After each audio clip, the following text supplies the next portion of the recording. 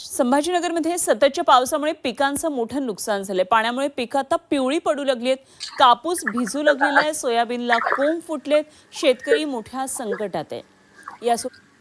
कापूस जरीचं मोठं नुकसान झालंय। शेतकऱ्यांच्या हातातोंडाशी आलेला हा घास हिरावला गेलाय।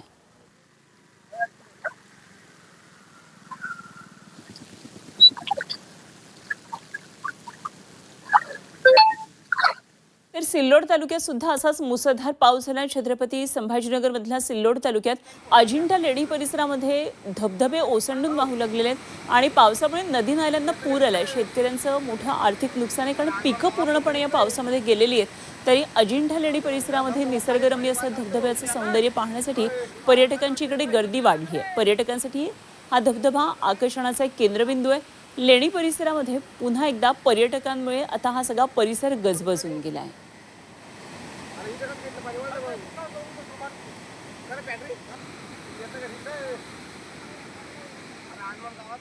छत्रपती संभाजीनगर जिल्ह्यामध्ये पाऊस किती जास्त प्रमाणात झालाय हे या वाहणाऱ्या धबधब्यांवरून दिसतंय।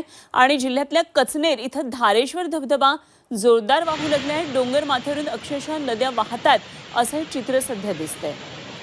छत्रपती संभाजीनगरमध्ये जोरदार पाऊस, मुसळधार पाऊस झालाय, त्यामुळे धबधबे ओसंडून वाहू लागलेले आहेत आणि धारेश्वरचा धबधबा सुद्धा ओसंडून वाहतोय।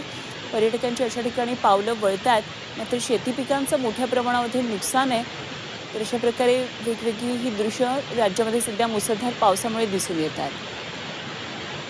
इथे हातातोंडाशी आलेला शेतकऱ्यांचा हा घास येतो आता या पावसामुळे हिरावून गेलेला आहे।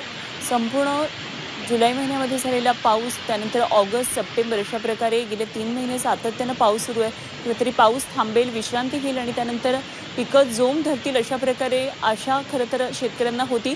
मात्र या पावसामुळे या सगळ्या आशा आता धुळीला मिळालेल्या आहेत।